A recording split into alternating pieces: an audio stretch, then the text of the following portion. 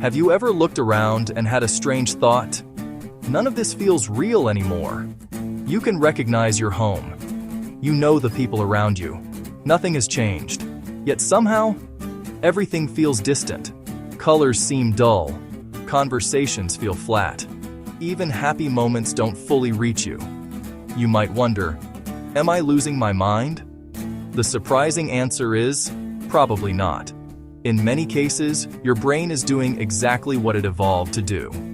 Today, I'm going to explain why reality can suddenly feel unreal, why your emotions become quieter, and why this experience often has far more to do with cognitive overload than with who you are. Hi, I'm Dennis Costin. On this channel, we explore how the mind interprets reality, why modern life overwhelms our cognitive systems, and how better mental models can help us make better decisions. Because this channel isn't about motivation, it's about understanding, and understanding changes everything. Part 1. Your brain doesn't experience reality. Here's one of the biggest misconceptions people have. They think they experience reality directly. They don't.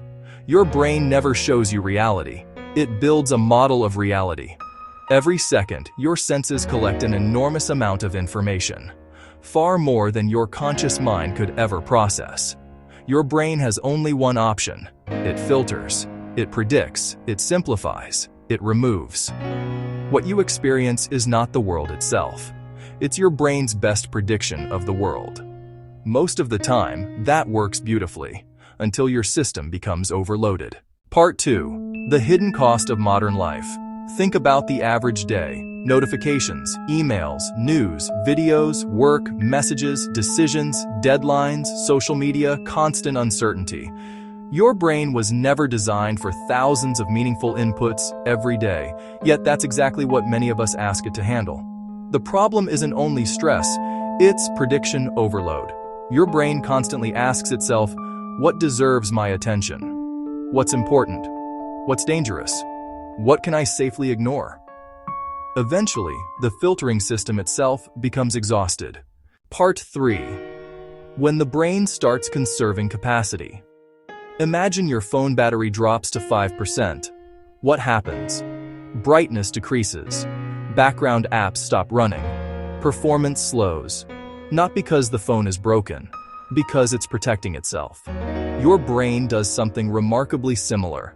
When cognitive resources become scarce, it begins reducing non-essential processing, subtle emotions, background details, rich sensory experiences, curiosity, wonder.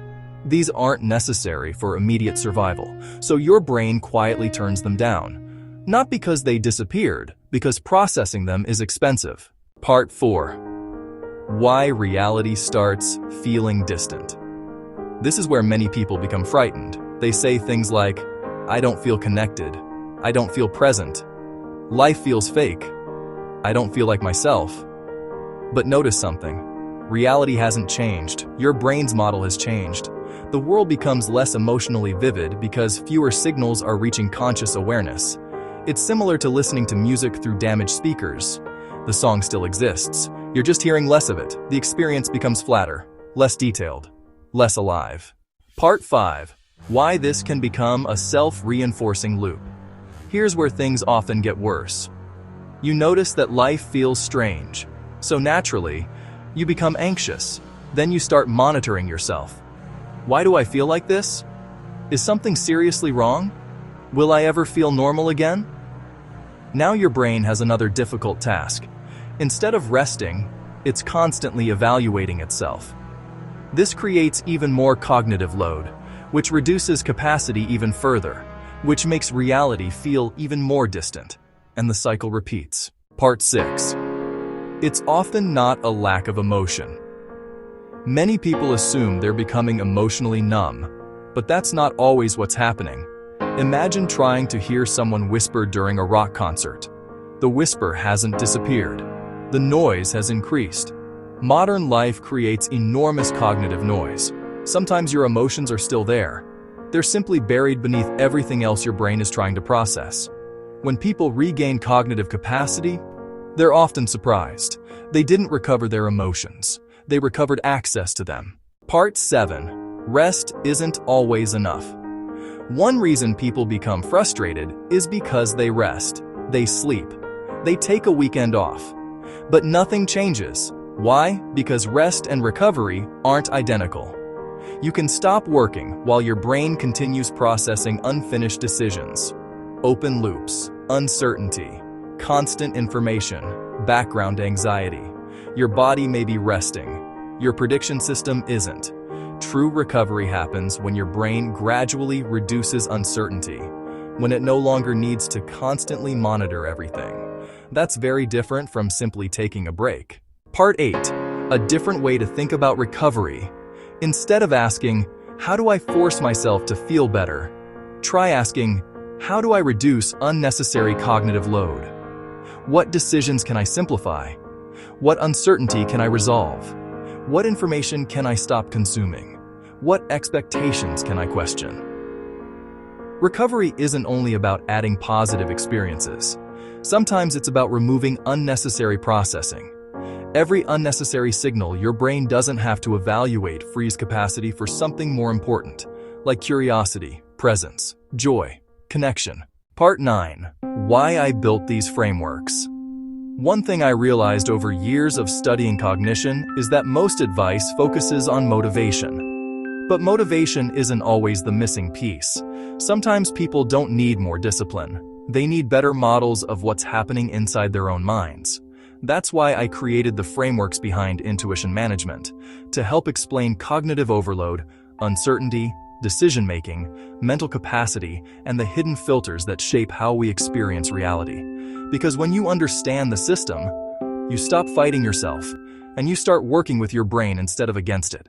If nothing feels real lately, don't immediately assume you've become a different person. Your experience may be telling you something important. Not about your identity, but about your cognitive capacity. The mind isn't designed to process everything. It survives by filtering. The question isn't whether your brain filters reality. It always does. The real question is it filtering in a way that helps you understand the world, or merely survive it? That difference changes everything. If this video helped you see your own experience differently, consider subscribing.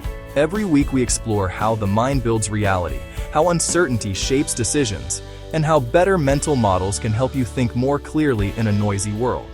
If you'd like to go deeper, you'll also find articles, frameworks, and practical tools at intuition.management, where we explore these ideas in much greater depth. Remember, understanding isn't about knowing more. It's about seeing reality more clearly. Thanks for watching, and I'll see you in the next video.